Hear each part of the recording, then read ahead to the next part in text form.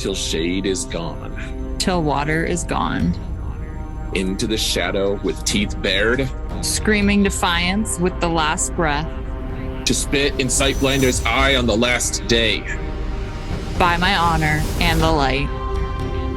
My life will be a dagger for Sightblinder's heart. Until the last day. To Shyle Ghul itself. This is A Dagger for Sightblinder, a podcast focused on all things Wheel of Time, with your hosts, Sarah Lucas and Adam Tricola.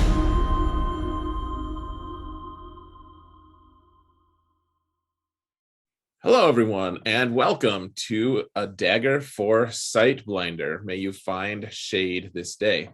Sarah, how are you today? I'm good, Adam. How are you? I'm pretty good. Good. Yeah, it's been an interesting couple weeks. This show is just, it's been fun. It's what's interesting to me is right now the show's coming out, and yet they're still filming season 2 right now. Like they're not just like sitting there watching us watch them. They're just making new stuff, and so there's new casting news. There's all this stuff, and for season 2 and presumably season 3 once it gets approved and all that. Right. Yeah. Instead of getting I feel like most shows you release it and then you get the audience reaction and tweak things for the next season as needed, or you make someone a regular because people really like them, or like the audience reacted well or didn't react well, so they pull back or whatever, and they're just not doing that. Yeah, which I actually think that's a good sign. Me too. And honestly, I thought that the biggest sign that I thought that this show was going to be a success was Amazon already greenlit season 2 before any audiences saw it. Well, I'm sure some audiences did, but before they were done with all of the production stuff, even they knew that it was going to be good. So season 2 has already been approved, and there's, of course, now the speculation is going to be running rampant of when are they going to approve season 3. And you have to think that it's going to be after this season's done, at least. Like it seems like they would have to wait. Yeah, I mean, I guess it will depend on how well the season does overall. Mm-hmm. Numbers wise, because you could theoretically greenlight multiple seasons. You don't have to wait. Like they don't have to wait for season 2 to be done before they greenlight season 3. Sure. Oh, I mean, maybe I misspoke there, but all I was saying is I think they're probably waiting to see what our final reactions are to season 1, right, before they give the thumbs up for season 3. Right. And if I would assume, a really good reaction, they could potentially be like, okay, let's do 3 and 4 in one shot, like just green light both of them. Well, especially if their filming is going well and everything for season 2. Mm-hmm. Shall we jump into the new casting? Yeah, because they confirmed 3 for season 2. I think it was 3 characters. The last 2 are in season 1. They are guest stars in season 1. Okay. And they were confirmed as, I think, regulars for season 2, if I'm remembering correctly. Okay. So these are all characters. I guess we should just spit out who they are. So they're all Shienarans. Mm-hmm. I want to make sure that I have the right Borderland country, so like in my mind. Yeah, I think that is. So there's Uno, who is a foul-mouthed squad leader, but apparently endearing and knows his stuff. There's Massima, who is incredibly important in other parts of the book series, in fact, which should be interesting to see how they portray him. Ingtar, who has an extremely interesting story arc in book 2, and then Lord Agelmar and his sister, I think it's his sister, right? Lady Amelisa. I'm pretty sure. And those 2 are guest starring at the end of season 1, apparently. Cool. So I do like that, especially if they're guest starring in season 1. It gives you some guesses on what's going to happen in these final. Is it really all? We have three episodes left. Is all. Yeah. What's going to happen? So funny that you say that. I looked today out of curiosity because if you remember a few weeks ago, I said they only released the episode names for the first 6 episodes. Mm-hmm. So they have the episode names up now for 7 and 8. So the next one, so episode 6, if you forgot, is the Flame of Tarvalen. Oh yeah, and we're gonna meet the Amerlin seat almost certainly. Right. Right. That makes sense. Yeah. Sorry, I got distracted because IMDb put up a little blurb of what's in the episode. Episode 7 is The Dark Along the Ways. Oh, okay. So they're not Ways. going to go into the ways until episode 7. Mm-hmm. And then episode 8 is The Eye of the World. Oh, I've been wondering if they were going to include The Eye of the World because the end. Sorry, go. I'll tell you after. Tell me what you were going to say. The end of book 1 is a morass of total confusion. It's just so weird. It's like the main characters have this boss fight, but they're not strong enough to fight an actual boss of that caliber, and so existential weird things have to happen, metaphysical phenomenons that kind of like dumb down or just mystify the encounters so that you don't really know what's going on. You just know that strange things are happening and somehow the end result occurs and you're left with I don't like it, frankly. I don't really like the way they do it, the way he handles it in book 1. Or I think book 2 has a pretty similar thing. In fact, so they had these boss fights at the end of some of these books, and I'm sometimes left a little bit wanting. Yeah. And then eventually the characters actually progress to the point where they can actually go toe to toe with these bosses. They don't have to have weird phenomenon surrounding them. Okay, that's good to know. Because at the end of book 1, not that we're at that point yet, but that part that you're talking about, I remember listening to it and being like, I think I'm following what's happening. It's a lot. It's a lot to take in.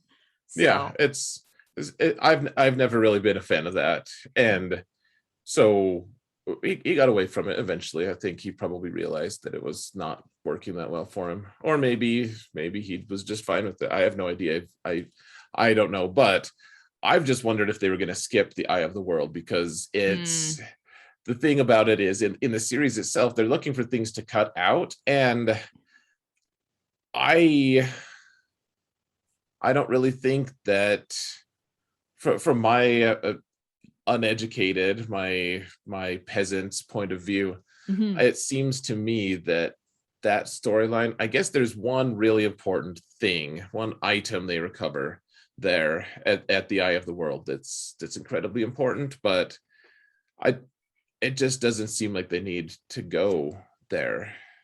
There's all sorts of weird stuff that happens that I don't think needs for a show that's trying to cut things out, that cut Camelin out entirely.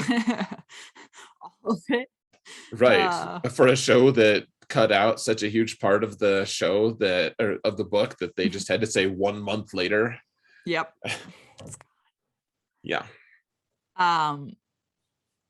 So I clicked on, because I have IMDb open right now, and there was a little season 2 link, and because curiosity in me cannot be tamed ever, I clicked on it and it says season 2 episode 1. The date just says 2022. Okay. So we know but it has an episode title name. Oh, let's hear it. A Taste of Solitude. Huh. Right? Huh. Okay. So I don't know what that means really, but and maybe it'll change. I think you could probably change it before it actually airs, but that's what it says right now. So I'm trying to think of things that we need to see in the rest of the season. So we've got to see the ways that they showed that quite a bit. There's actually a lot of posters and stuff that show them going into the ways. Yeah. So that'll be a part of it. And they needed Loyal before they could do that. So glad they picked him up. And that we need to see the Amerlin seat and all of the various Ajas talking. So like all the sitters is what they're called. There's 3 representatives from each Aja there who are the sitters for their Aja who represent them, kind of like Congress or something would be in the United States. But then, so we need to see that. Then the only other thing that I can think of that we saw in the trailers is there's just like a pretty brief scene there's like a castle. There's with a bunch of angry looking people in it, and it seems like, and it zoomed in on one person who looked like he was supposed to be more important than the rest, right? But I have no idea what that is. Yeah, I'm trying to think of all of the main things that happen in book 1 without obviously spoiling it because we haven't hit that part, but there are characters that I want introduced still that haven't been introduced. Oh, like what? Elaine. She's in season 2 though. Right. I think they actually just confirmed that. Did they confirm that she's in They confirmed she's season 2, yeah. All right. Yeah, so Yeah. I'm curious. I'm actually more curious about how they're going to meld the storylines because they're going to pull in stuff from book 2 supposedly for season 1. But obviously if season 1 ends with the Eye of the World, that's book 1. So are you pulling in things from book 2 before the end of book 1 and like just mishmashing your storylines up a little bit? That's what my brain is thinking. At this point, I think that they have to be a little bit. I do think that, and we're trying to just be a little bit more vague about this. I do think that season 2 will probably be surrounding the same objective or the same kind of event that happens in book 2. Okay, is my guess. So there's one thing that everyone is focused on in book 2, and I my guess is that we get to the point where that kicks off, right, at the end of season 1, but they may end up blending a bunch of the things from that they can from book 2 into the season 1 right now, just to cover as much ground, because they can't, obviously we've talked about it before, they can't actually blend all of the books into like they can't do a season for book right ratio. Like there will not be 14 books or 14 seasons, right. So, and that's why Elias is probably never going to be in the show. Sad. I know, that was cruel of me. Thanks. I'm trying to decide if I should apologize. Nope. You don't have to. I know. I'm not going to. Stick handled that one. Oh man. Yeah, so that's pretty much the show news until the next episode's out. So who was your favorite character in episode 5? Oh my gosh. Okay, do it. Think about it in a minute, but right now, just spit out your favorite character without thinking about it. Who's your favorite? I can't pick. Why do you do these things without prepping me for them? No, you don't. I want it to be the most honest. So just like spit it out. The thing that comes to the top of your head. The first name that came to the top of my head was Nynaeve. Okay, is that accurate though? Which is kind of surprising to me because I just liked her attitude through the whole episode. Okay. She's skeptical. I am. Yeah. I like that. Yeah. Okay. Yeah. And I'm gonna keep that answer. Who was yours? My first reaction, so I just thought of the question too. So I'm holding myself to that. I think my first reaction, I really liked Lan in it, because he's so, I think because he's so supportive of so many different roles, and we see him as a human, but he's just an extremely capable human. I really liked what they've done with Lan in the show, and it's just been really cool. I think that if I think about it longer, I liked Egwene the best, though. Yeah. Interesting. Well, she was think, very good that episode too. I mean, I just have to. She's just been molested, basically.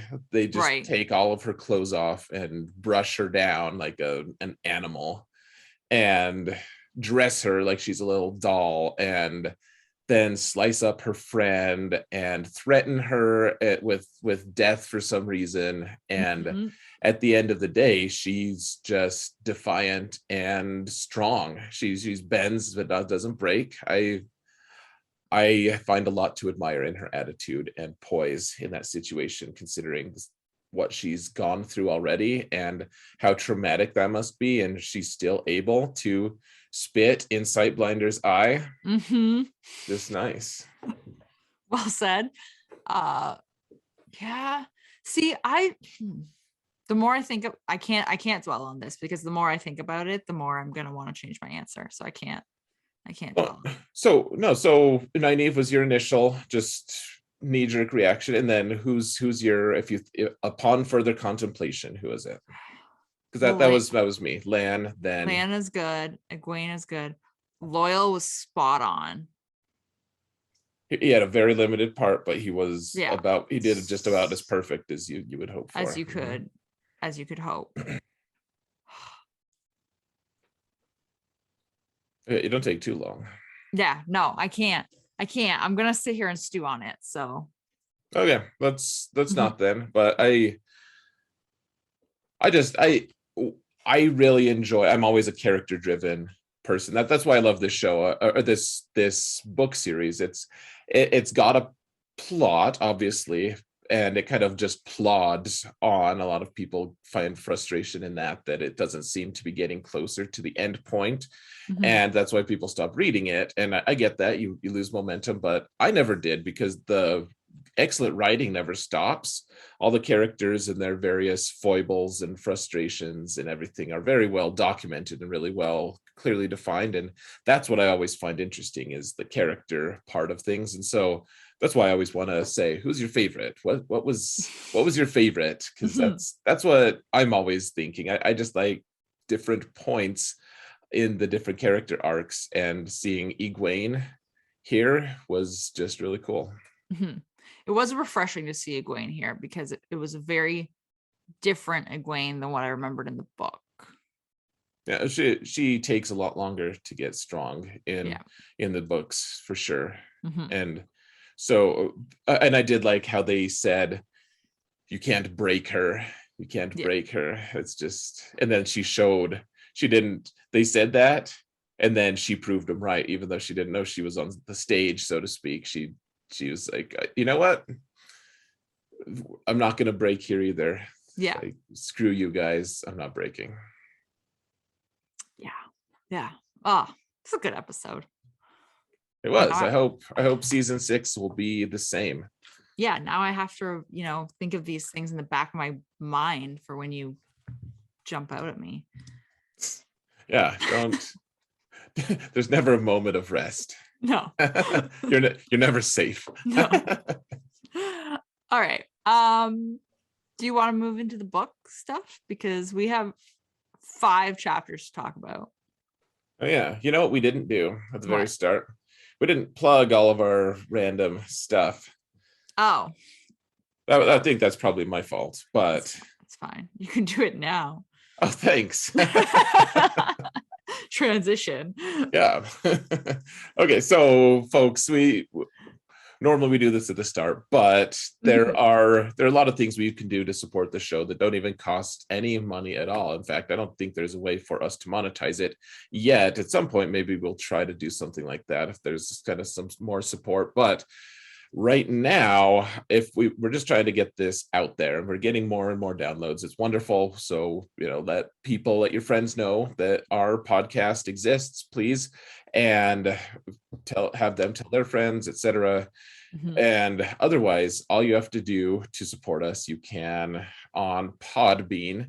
You can follow us. I think for right now, that's the thing that I'm most fixated on is we are 3 people away from being in the top 10 on followers, which means that we're going to be visible when people search Wheel of Time on PodBean, which is kind of nice because we have good art and everything. I think that we lend ourselves well to people visually choosing us, but we have to actually be in the game to actually, compete. And so just 3 more people, just hit that follow button, and you don't even need a Google account, apparently. So that's what Sarah keeps telling me. And then otherwise, we are on YouTube, just Dagger for Sight Blinder. And if you wanted to give us a follow on the YouTube channel, give us some likes and comments just to help the algorithm a little bit. And then leaving 5-star reviews on iTunes is also a wonderful way to support us. That's going to really help us. And then the final thing, and this isn't necessarily like supporting us as much, but come join our discussion on our Discord server. We've been having a lot of really good insights from different people, and we have a decent system for spoilers and everything. I think we're going to go snoop out a few other podcasts Discord servers here pretty soon and see what they're doing. See if we can copy their ideas too if they have good ones. So so stay tuned for that. We'll tell everyone they were our ideas, of course, but naturally. And so far they have all been our ideas. Yeah. So that's all the stuff you should have said at the start. or you should have. Whatever. I'm resisting the narrative that it was my fault. I was trying to take some blame so that you'd meet me halfway and be like, oh, I could have done it too. But instead you just said, yep. I say, it was my fault. And you say, yep. Yep. I am nothing if not honest with you. That's not honest. That's honest. That's trying to deflect blame. It's okay. No, it's fine. Let's deflect and move into the book discussion.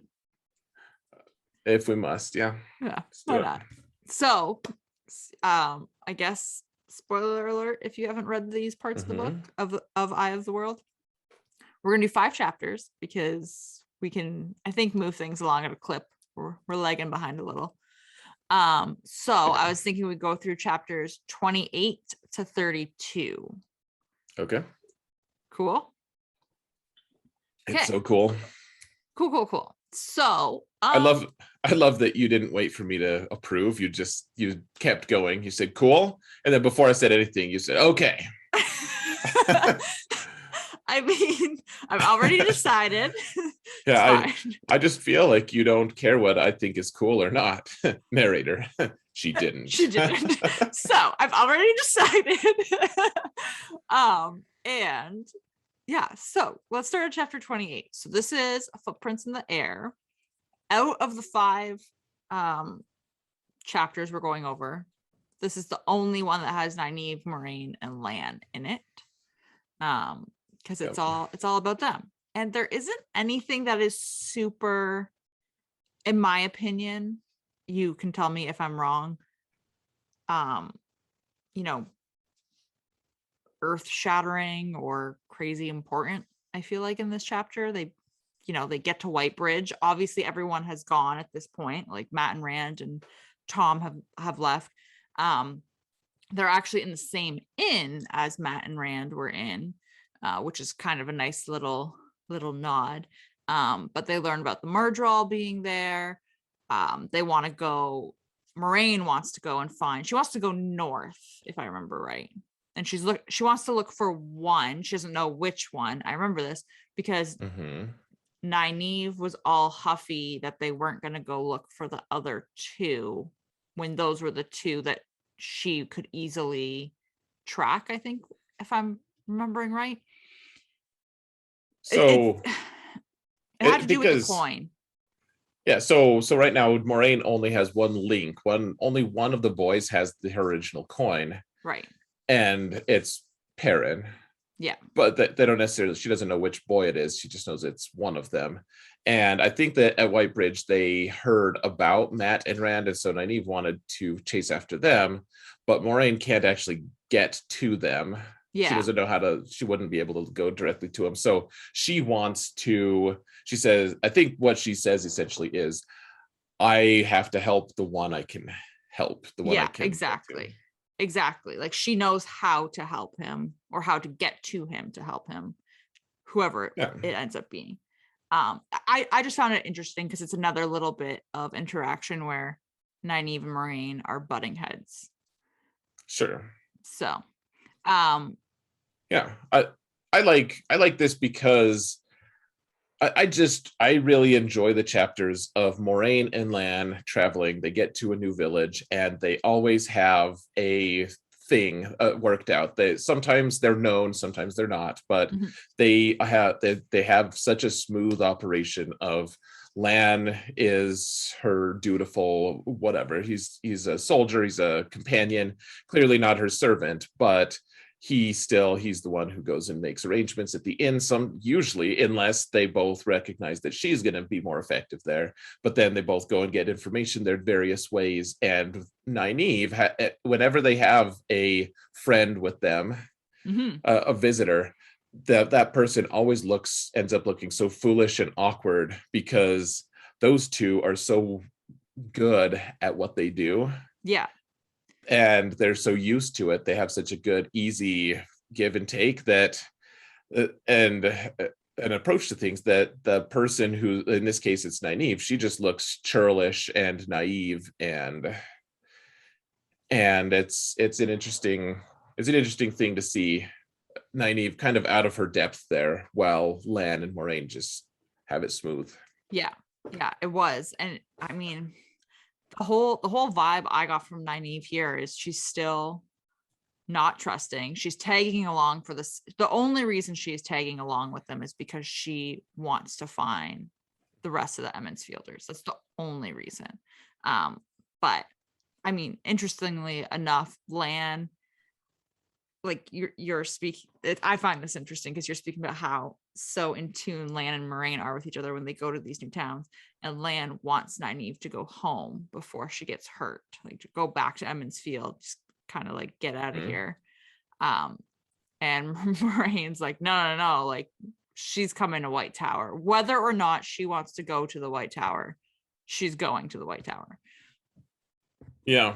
And it's just a nice little like I don't even want to call it a disagreement between them, but it's interesting. It's always interesting for me when I see Moraine and Lan not on the same page. Well, Nynaeve is someone who can kind of create kind of a schism between the two a little bit as time goes on. And so this is maybe the very first part of that. You start seeing Moraine and Lan always have a really tight bond, but there starts being new factors involved, and this is kind of just a microcosm. They also learned that Tom is probably alive. Right. Yeah. Not there, but probably. But yeah, I mean, you almost think that he would be there actually, but they don't take the time to find him. Right. Look for him. But yeah, so that they're looking for someone. Yeah. So that's they're it. Looking for Perrin. Yep. That's chapter 28. We're trying. So we did receive feedback, you guys, from on our Discord server. People said it would be fine to move at a faster clip through the book, and that's what we're trying to do. But I think we're also we just like to deep dive into these chapters, and so And so it's going to be really hard for us to kind of resist like we just want to talk about. Oh, and then this one thing happened. What did you think about it? What were your deep emotions? I was involving? making notes today, and I was like, I can't write all these things down because I won't be allowed to say them. Their horse took another step. How do you feel about that? Hey, speaking of horses, Bella's in chapter 29. She's not on the show anymore. Damn it all. She's in chapter 29. Eyes Without Pity. That was a great transition. Good job. Thanks. You're like, no. Okay. Narrator, it wasn't.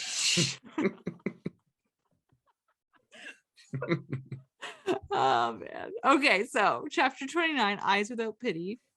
So now we're going to Perrin and Egwene and Elias, also not on the show.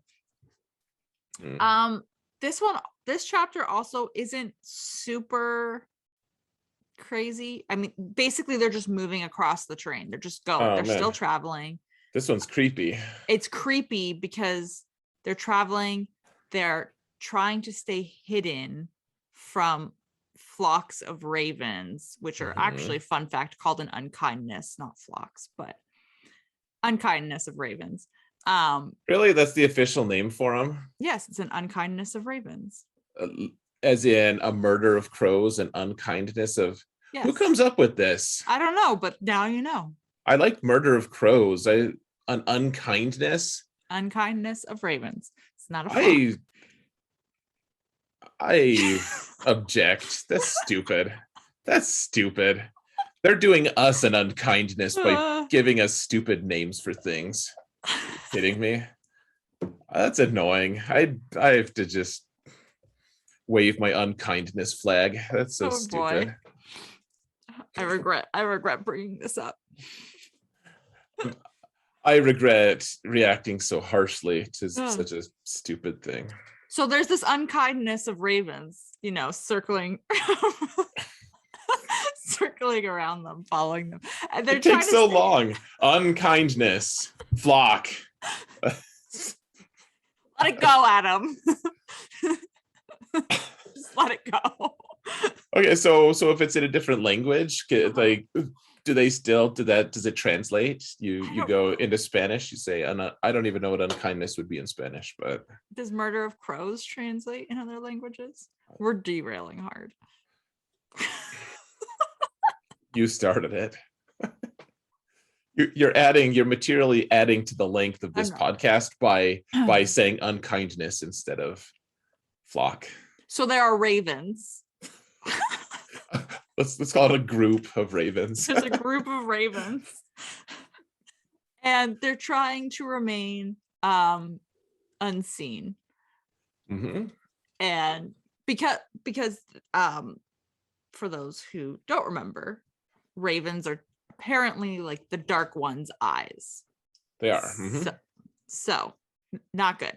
And any carrion eater, they have in the Borderlands where they're warding off the blight. Actually, they have now I'm forgetting the name for it, a bounty on any crows or any carrion eaters at all, because they know that they can report to the Dark One or to their Dark One's minions.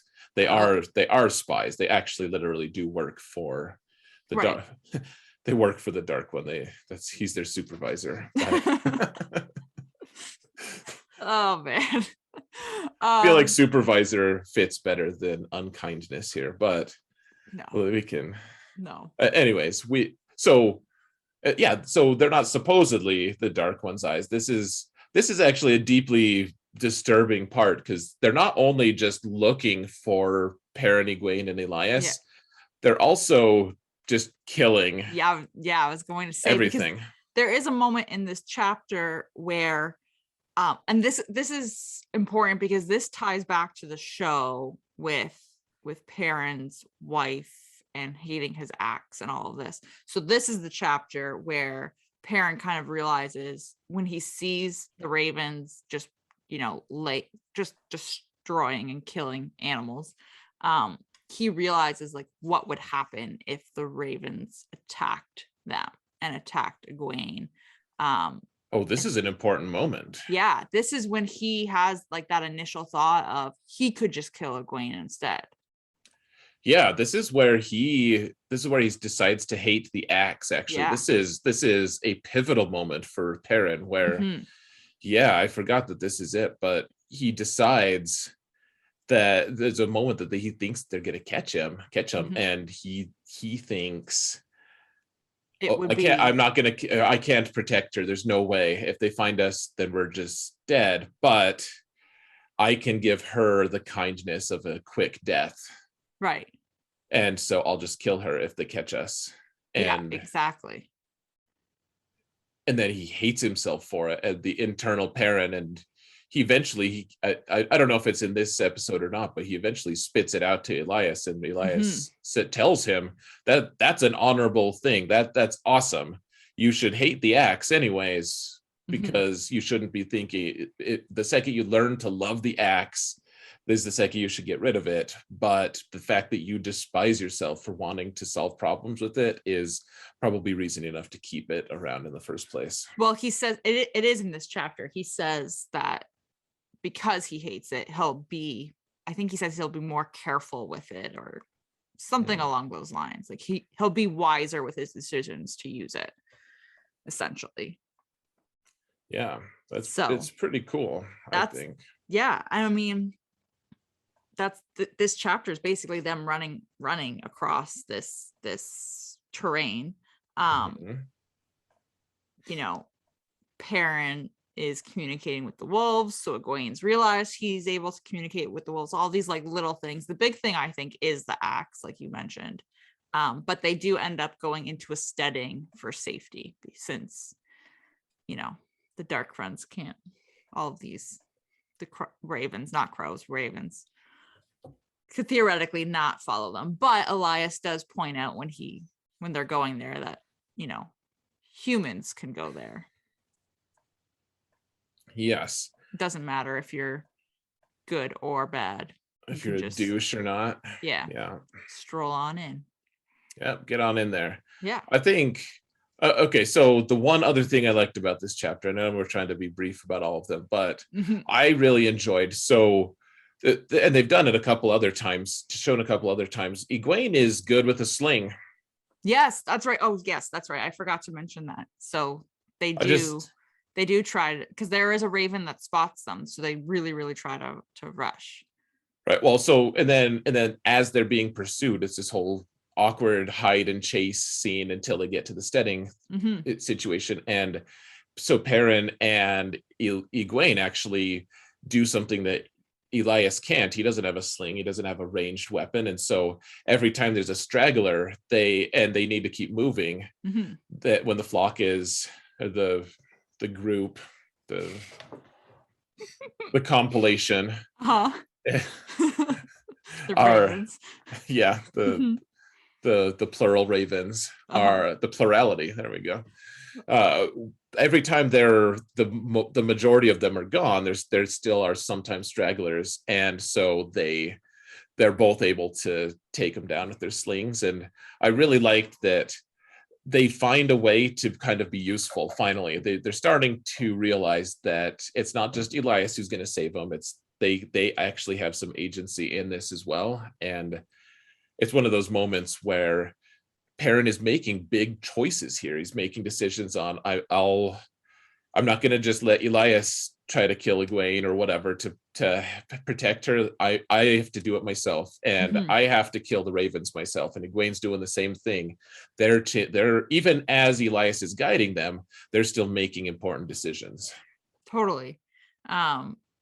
Yeah. So it's a nice little cohesive unit they've got going on. I like it. I like this little grouping. So it's fancy. Yeah, and then if there's nothing else you want to mention on this chapter, the next one is them as well. And this is the last one of them until we go to Yep. So chapter 30, Children of Shadow. They're already in the steading here. And they're just hanging out, and some white cloaks come on in, and they're Yeah. being their white cloaky jerk selves, looking around, and so they essentially hide, and Elias hides separately from Perrin and Egwene. Perrin and Egwene hide in the same spot. Elias hides separately, and for whatever reason, I can't remember the exact detail of it, but the White Cloaks do find Perrin and Egwene. And it just erupts in this whole like struggle fight, and Hopper comes in, and Hopper ends up dying, maybe, we think.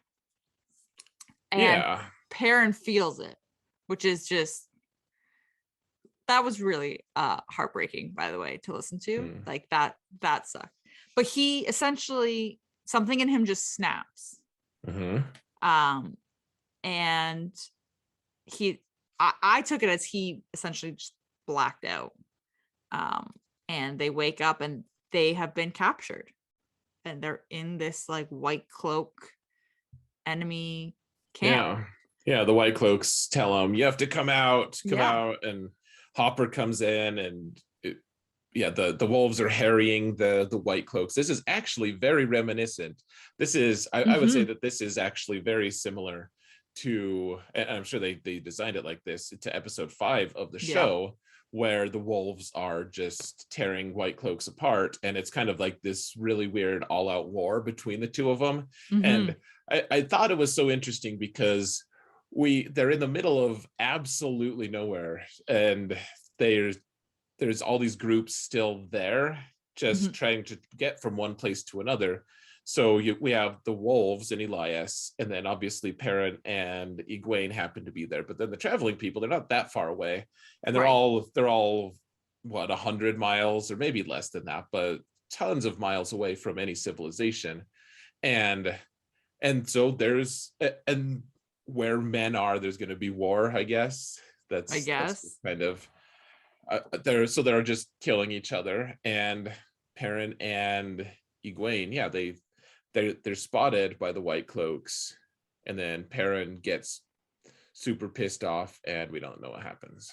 We have no idea. They wake up, well, when they wake up in the White Cloak camp, I can't remember his name, their captain, Bornhald. That's the one. Important. He Geoffrey Bornhald, I believe. He ends up giving them some, their tainted version of events, I will call it, because I choose not to believe anything he says. So, well, yeah, it's a very interesting thing. This is the only, in my opinion, one of the only likable White Cloaks in the entire, or the only like almost reasonable White Cloak in the entire book series. There are a couple exceptions, which I will not divulge right now because those are major spoilers, but early on, especially, this is the one guy, the captain, who you kind of, especially in other parts of his story, if his arc specifically, you actually can respect where he's coming from on some level, right?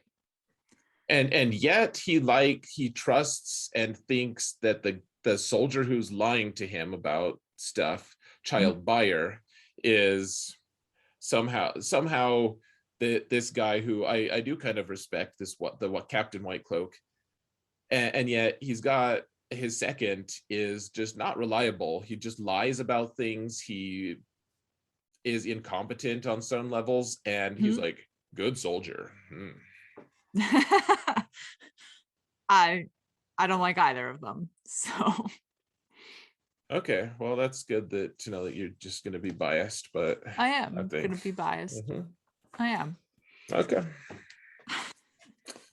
That's disappointing, but I acknowledge it. Well, we'll see. If I change my mind, I will own it, but all right, it's all good for right now. I don't like them. Well, and they are the enemy for right now, right? And he doesn't stop. Buyer, like, Perrin kind of mouths off to him a little bit, yeah, and Buyer's all vicious and Bornhall doesn't necessarily stop it. He says, "Oh, you shouldn't be stupid, or you should learn to answer your questions." So he's not exactly likable. I feel like my feelings for his likability come maybe even from later books than even from later than book 2. So Right. there's other information about certain situations, but right now, Right it, now, I like well, him. look at him compared to the shows. Yeah, Just the I now know. I'm forgetting his name right now. I The think if I'm remembering right, and I might not be, I could swear the show, his name was Child Buyer. who the main bad guy? Yeah, Oh no, that's the Eamon Valda, the the guy main who the main white cloak. yeah, the guy who gets stabbed in the back by Egwene. I Yeah, could have that's sworn he said his name was Child Buyer. no, I don't think Buyer. I don't think we've seen Buyer. We Okay. did see this Bornhold though in Mm-hmm. episode 2 of the show. Mm-hmm. And he's the guy who actually told Moraine to go find an Aes Sedai to go get Yes. healing. He's Yes. even as they're hunting Aes Sedai and would gladly chop her hands off and wear her ring on their belt. Mm-hmm. That's right. I do remember that. I don't Yeah, know why I don't know why I think I heard Child Buyer in that episode. it's all good. I hope we don't see Child Buyer. I hate him more than most. That's fair. So I'll go ahead though. No. Yeah, I don't know. Maybe I'll like him a little bit later on. We'll see. Well, here's the thing. I feel like for his worldview, he is being pretty reasonable about a lot of things. He sees his men are being attacked by wolves, Mm-hmm. and that's not a pleasant thing, especially in the wilderness. They're kind of just no one likes white cloaks anyway, so they have to work with each other and just they've got each other's backs, etc. And so they're just attacked randomly. They can't go anywhere without people hating them. Even the wolves hate them, and Right? so that you find, and they think that the wolves are dark the creatures of the dark, and so there's two people who are working in tandem with these wolves, Mm-hmm. and their whole idea is to try to find people who are dark friends. They want to their worldview is to kill dark friends. And so the creatures of the dark, Perrin has yellow eyes. They've noticed that. Yeah. And I mean, it's pretty incriminating if you look at it from his perspective of they're just right. They just want to get water. That's the only water anywhere near to them within 40 miles, I feel like is what Elias said. Right.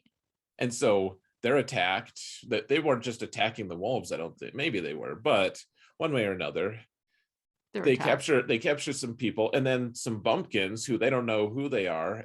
They just happen, like they weave this tale that they can't, that isn't believable to him, and like he doesn't just kill him on the spot like the others want him to. Mm-hmm. He says, well, maybe you can come back to the light.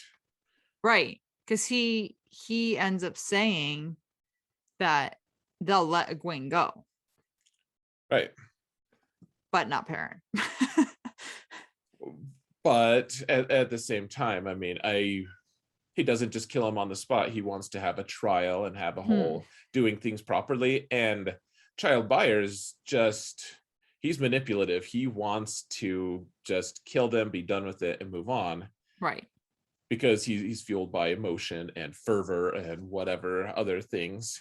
And so I just, in the midst of this situation where the evidence does just look impossibly bad for Perrin and Egwene, Right. this guy is still more reasonable than you might expect. Yeah. I mean, when you phrase it that way, you don't give me a choice, but it's just a very like, I feel like it was just a very harsh outcome. Like they kind of are going into it they're hiding for, like, Perrin and Egwene are hiding for a reason, obviously. What's that reason, though, dark friend? Why are you hiding? Well, Why would you hide from? Why would you? Where would you bring the light? If you were people who wanted the light, why don't you come out and announce yourself and proclaim your righteousness or whatever? Why are you hiding in the dark with the wolves, with the shadow spawn? Oh. He's lost men. I mean, I've been in the military. I've been in the situation where people I know are hurt or get killed. Like and it's not a great feeling. And especially I would guess it never anyone that was under my command ended up in that situation, really. But it was still, I would imagine, if that had happened to people who I was responsible for, I would not be kindly disposed in any way toward the people I would feel was responsible, or at least even associated with the people who were responsible. Right. So you're looking at it from that standpoint of, 2 white cloaks have now been killed. Right. Well, and yeah, what does Perrin do? He doesn't say, "Oh, hey, like, thanks for killing this vile creature." No, he's just comes in and starts swinging and kills 2 people himself. Right. 2 soldiers. He doesn't even, it's not just he just gets scooped up. He kills 2 people. Right. So, and yet Bornhall doesn't just murder them in the middle of nowhere, where they could just dump the bodies and no one would find those bodies ever. They just rot, and that'd be it. No one or would get find picked them. over by the ravens. Now they're in a steading, so they wouldn't. True. Boom. But anyways, we've probably been staying on this too long, but it's just, I feel this tendency to, I just want to point out that in the circumstances, yes, you don't really like him because you're rooting for Perrin and Egwene. Right. But there's a certain level of rationality that comes from his situation that, in my opinion, should just be observed. And whether or not you choose to like him is totally up to you. But I don't necessarily like him. I just can respect when someone is being reasonable, more reasonable than they have to be. Right. It doesn't have to be. He could just kill. Why doesn't he just kill them, frankly? Yeah, because like you said, he could and then just dump the bodies. His men wouldn't care. There's no one who would care. He's the one. He's the only person who's standing between them and death. Right. Well, so, there we go. I just spent a ton of time defending a white cloak. Feel dirty. Yeah, I was gonna say this is not how I imagine the episode to go. I bet I never will again. This whole podcast. Oh man. But yeah, that's basically the end of that chapter. Yeah, so they're gonna leave with them, and it doesn't end where Bornhall just looks at Perrin with sad eyes or something and says something along the lines of, I'm afraid for her there may be some redemption, but for you, who's killed 2 children of the light, I'm afraid there's only the axe, or something like that. Something ominous. He's pretty sure Perrin's gonna die, but he's gonna give him a trial. Yeah, we'll see. You're probably dead, but I give you a 99% chance of death. Oh. So yeah, that's that. It's lovely. It's really mood uplifting. Yeah, the white cloaks got torn up a little bit. The wolves all died. Not all of them, some of them. Elias is injured. So, yay. Hooray. Yeah. Great. So continuing with the mood happiness in chapter 31. Play for your supper. So this is Rand and Matt after they have fled Whitebridge. Yep. And Matt is just a real peach with that dagger. He's just such a gem. So she said sarcastically. Oh, I thought you just really liked Matt. Okay. No, Oh, no, he oh, is okay. still, being a jerk. So basically, Rand and Matt, they're still trying to get to Camelin, and they're running out of money. Like, this is the problem. Like, they can't afford to stay in inns, so Mhm. I think they spend, if I remember right, one night, maybe the first night, obviously the first night if it's one, on like the side of the road, like out, and they're like, we can't do this. We have no money. Um, and Rand asks Matt if they could sell the dagger, the ruby dagger that he stole, and he gets all defensive and upset over this, Yeah. and then kind of spits it back around at Rand, which I can kind of see, because he's like, well, let's sell your Heron marked sword. Mm-hmm. And I can kind of see his point in that, because Yeah. it's like, why do you have to sell my thing? But also, from Rand's point of view, it's like, well, this is from my dad. You stole that one and you Right. weren't supposed to. Anyway, so they decide they're not going to sell it, because according to them, no one can afford to buy the ruby dagger anyway. And then just go from farm to farm, entertaining them for food and shelter overnight, and just keep moving along. And then they eventually end up at the Grinwell farm. Mm-hmm. Which is kind of what they were in episode 5, actually. That's Right. at Was least that the 5? initial parallel. Yeah, because Yeah. in 5 oh no, 4. 4, 4. sorry. 4. Yeah. Yeah, because in 5 they get to Tarvalen, but in Yeah. 4 in the show they get, so I yeah, and else Grinwell's there. But in the show they actually renamed the little girl, and she was originally going to be Else, actually. Right. But nothing happens to the Grinwells, except Else eventually is changed by her interaction with Rand. I just thought it was funny because Yeah. she was making illusions. She wanted to trip Rand into a haystack. Yeah, she really did. She was not subtle. Yeah, she was very interested Uh, in what he had to offer. like, I think Matt was even actually, so I think Matt was laughing about it, and then Rand, which again, this is just another little funny thing. Rand has this thought of wishing Perrin was there, because Perrin knows how to handle these things, which Right. is hilarious, because Perrin has the same thoughts about Matt, or Rand, sorry.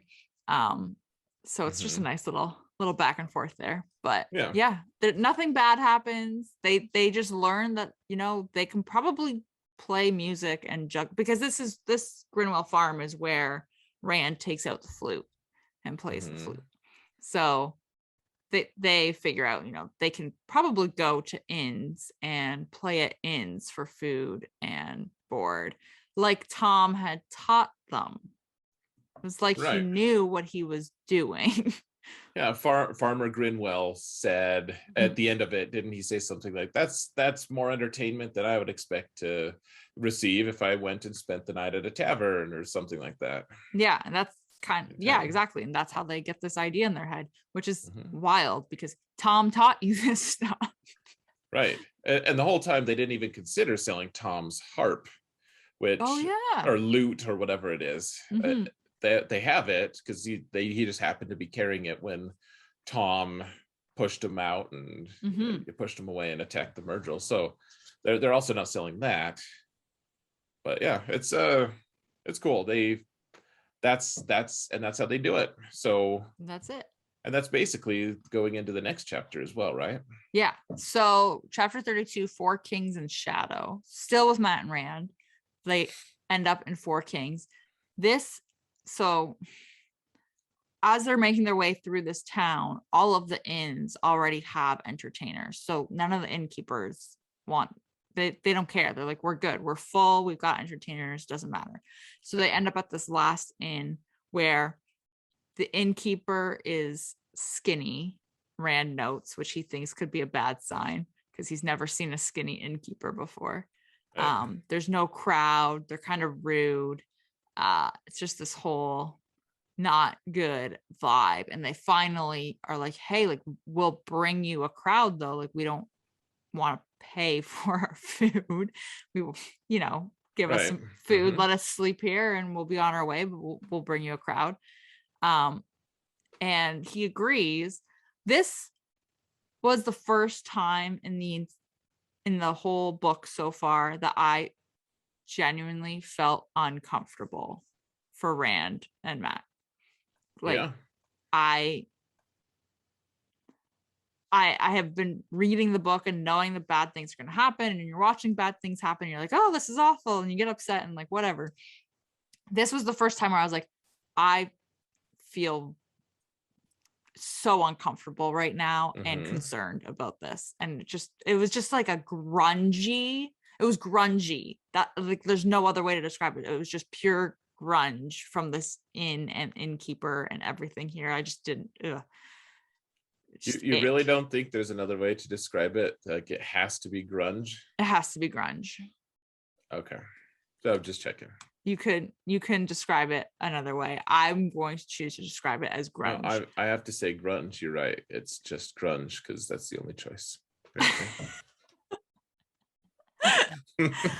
But you're right. You are right. I'm just giving you a hard time. It's gross. And they feel trapped because they kind of push themselves into it in a way. Like they don't have the experience quite to get out of it, but yeah, there's clearly someone who's just specifically just staring at them, just overtly, and knowing that they can't escape. And it's creepy. Like, I just think of knowing if I was somewhere and having someone that I didn't know just stare at me, but then also know that, hey, they probably followed us here. Like, that's creepy. Yeah. So there's a guy who followed them there from Whitebridge. And yeah, they basically eat. This tavern is full of people who disrespect women. The innkeeper just loves to smack the women to the floor when they talk out of line. Yeah, and it's just apparently okay with everyone. Yeah. And I mean, Rand even notes that he's surprised that they all just go along with it too. Yeah. So that's fun. Yeah, it's such a gross circumstance, and yet I think that Matt was just saying I need to sleep in a bed or something like that. I can't do a hedge again or something. Which is interesting that he's saying that, and they end up, agreeing, and they're staying there. They've also noted that this innkeeper is eyeing their sword. So they are now aware that they're probably going to get robbed. Yeah. So they get some food. They go. They finish their performance, and they get pushed into a little cellar in the. Yeah, it's like a storeroom thing. It's not. It's like it's got pallets on. Like, there's no bed. It's just. Yeah. Just a little room. The whole time, Rand has his sword displayed at he's hoping, because he's not a blade master clearly, but he's hoping they are going to respect his potential for being a blade master, right? Which they do. Actually, they don't attack him. They're clearly going to wait till night to do their deed. And what I found interesting too was, so Matt really wanted to sleep in a bed and all this kind of stuff. And then he's the one that's like, I think we gotta, like, he even says, he's like, we need to leave, like, we got to get out of here, but they can't get out of there. Like, they're totally trapped. Right. So yeah, they're in the cellar. There's no way out because there's the guards. They have, I don't even want to call them guards, like, whatever, security. And the window that's in this room that they're in is rusted shut. They can't even open it. But they've wedged the door shut. So that no one can come in because it doesn't lock. And this I can't even remember his name, the guy, the merchant that followed him that was, eyeing them, being all creepy. So this is why I doubt myself when I say I have a bad memory, because sometimes I do, but his name is Howell Goad, I believe. I don't know why I know that though. So he is on the other side of the door talking to them. And sorry? Yeah, he's just creepy. He's trying to recruit him.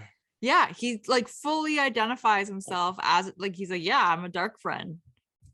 Yeah. And you guys gotta come with me. Like, you might as well just come surrender and everything will be fine. You can have some power. And if you don't, then we're gonna come in and take you anyway, and it's gonna be way worse.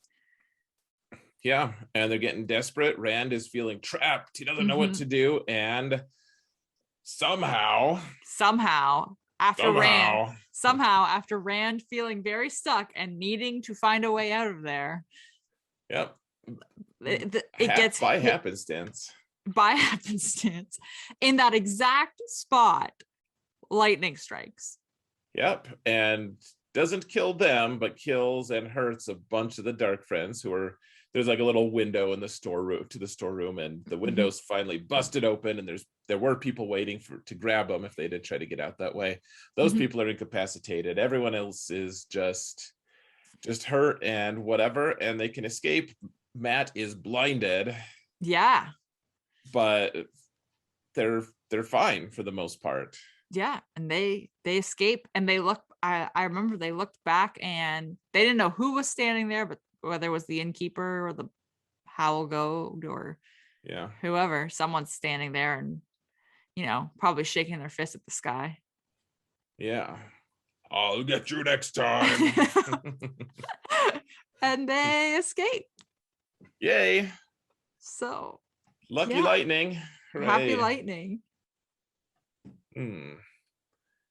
Yeah, it's I think that to me is one of the most iconic parts of this series is Rand and Matt making their way to Camelin.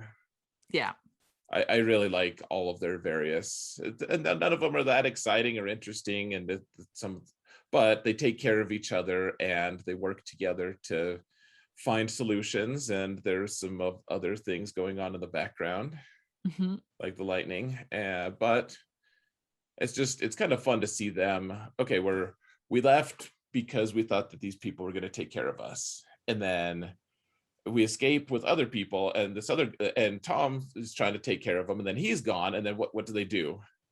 Do they just give up? Do they just lay down for it? Or do they're gonna fight? They're fighters. Right. They're not gonna just get robbed. They're not gonna just sell their stuff. They're gonna earn their money and make their way to the place that they want to be.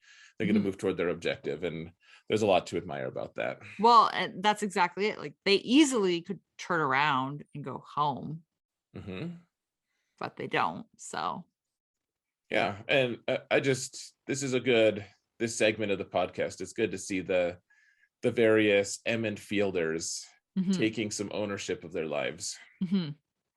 Yeah. Okay, so that's all the chapters, all 5 of them. Okay. Kind of sort of sped through them.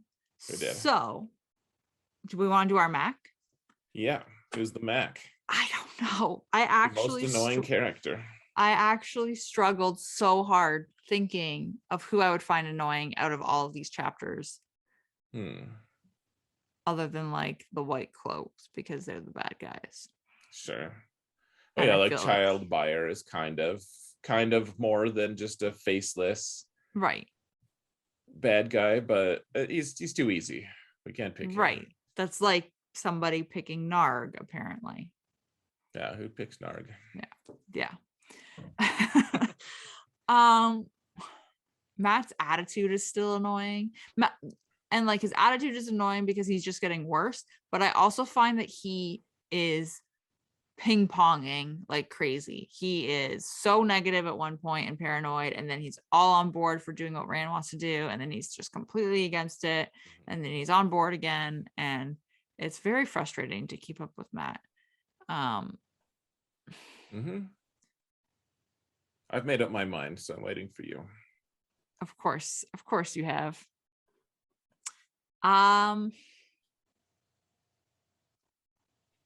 The interaction between Moraine and Nynaeve is a little bit frustrating.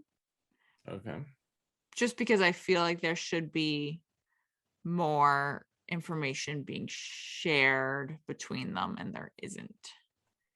It's fair. I feel bad saying Matt again. Oh, I don't. I'm saying Matt. Okay, good, because I couldn't land on anyone other than Matt with his No. stupid ping-ponging attitude. No, he's annoying. He is. I told you that Matt is one of my favorite characters in the series, or he is my favorite character in the series by a pretty big margin. In fact, I really like him, but he doesn't do himself a single favor in book 1 or 2. Well, he's kind of fun and at the start of book 1 a little bit here and there, but like he's just annoying. And he doesn't have a point of view. So we get inside of Perrin's head. We get inside Rand's head. We get to see what Nynaeve is thinking. All these different people, but Matt is just a force of nature. He's a mischievous child, and then they go on an adventure. He steals a dagger, and then he's a grumpy child, kind of. He's just petulant and greedy, and he needs a nap. Selfish. Yeah. So. And it's cool though to see also though as he's getting more paranoid, he still trusts Rand. That is cool. I will agree with you on that.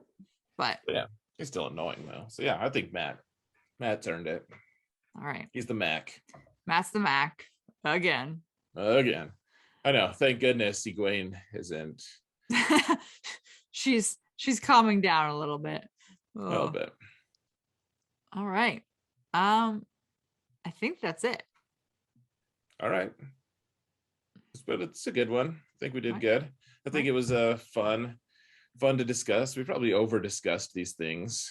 Honestly, these chapters, we're just not used to. I'm not used to it, at least. I just want to get into it. But I want to deep dive.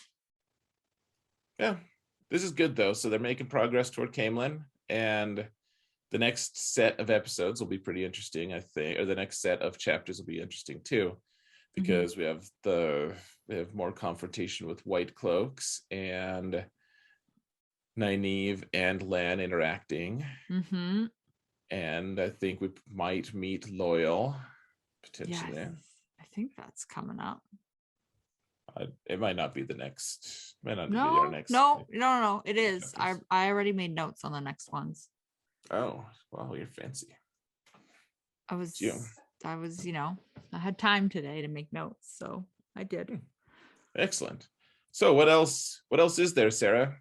There's nothing else except the end of the podcast, of that podcast episode, not the podcast in general. Well, I'll let you sign off because you insisted that I do the intro. And the plugs in the middle, and just threw me under the bus there. So it's fine. I guess I deserve this. Okay. Any final words? No, I don't know what this. You deserve having to say a couple words. Yeah. Oh, boo-hoo! That's your punishment. Poor Sarah. Okay. On that happy note. Thank you everyone for listening. Yeah, I know. We'll see you. You'll hear from us, whatever the word is. In 2 days for the next episode reaction? Yeah, for the reaction, episode 6, we get to see Swan Sanche, the Emerald Seat. Yeah, it's gonna be good. Yeah. So that'll be that. And yeah, thank you everyone again for listening, and may you always find water and shade. Always.